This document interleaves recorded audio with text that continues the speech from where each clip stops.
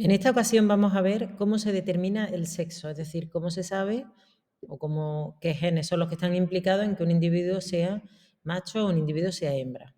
Entonces, en la naturaleza hay muchas formas de determinar ese sexo. Por ejemplo, hay una determinación que se llama fenotípica, que depende de las condiciones ambientales. Es decir, si las condiciones ambientales en algunas serpientes les pasa que dependiendo de la temperatura a la que se incube el huevo, se desarrolla un macho o se desarrolla una hembra.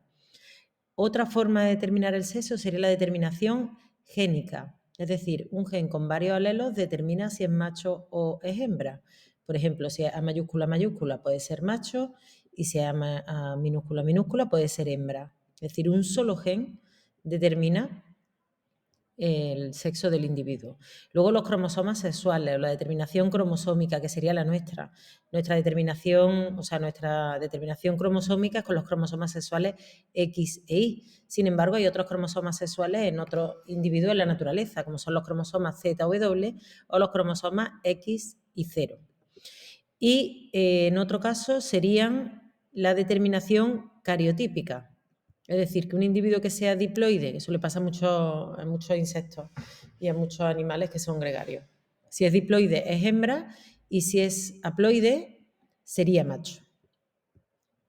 Pues bien, en nuestra determinación del sexo, ¿vale? Como he dicho antes, sería la del cromosoma XY, que nosotros, por ejemplo, coincidimos con la mosca de la fruta, que también tiene la misma determinación. El XY es el macho y el XX es la hembra. Sin embargo, otros, como hemos dicho, son ZW, por ejemplo, algunos peces, aves o X0. El hecho de que tenga solo un cromosoma X va a determinar que sea macho o que tenga dos cromosomas X va a determinar que sea hembra. Y hay algunos organismos que tienen varios cromosomas que intervienen en la determinación del sexo.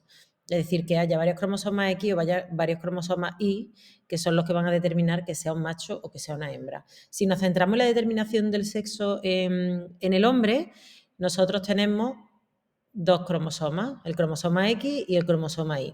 En el caso del óvulo, el óvulo siempre va a ser cromosoma X, ya que la hembra tiene dos cromosomas X. Sin embargo, los espermatozoides pueden ser o bien que tengan cromosoma X o bien que tengan cromosoma Y, de manera que el espermatozoide que consiga fecundar al óvulo va a ser el que determine el sexo del individuo. Recordar siempre que los cromosomas que no son los cromosomas sexuales se llaman autosomas, ¿vale? Y tenemos 22 pares, puesto que en total tenemos 23 parejas de cromosomas.